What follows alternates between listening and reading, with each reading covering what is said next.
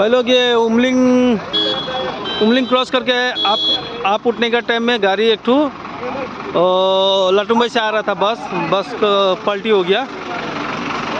तो आने वाला साइड से पूरा ट्रैफिक हो रहा है।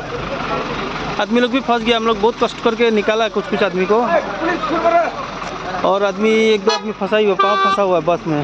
वो देखो एक बंदा उसको उठाया, उसका पाँव में भी चोट लगा हुआ है, पूरा खून निकल रहा है।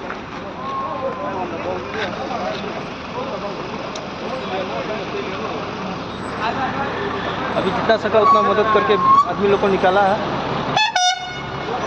बहुत मुश्किल हो रहा है, आदमी फंसा हुआ है, दो आदमी 3 आदमी अंदर ही फंसा हुआ है बस, मतलब पाँव चिप गया हुआ है उसका। दिक्कत हो रहा है, तरंगारी बुलाना पड़ेगा। तो गुवाहाटी से जो भी आ रहा है थोड़ा आराम से आए, उमलिंग से राइट साइड लेके आए, जाम है।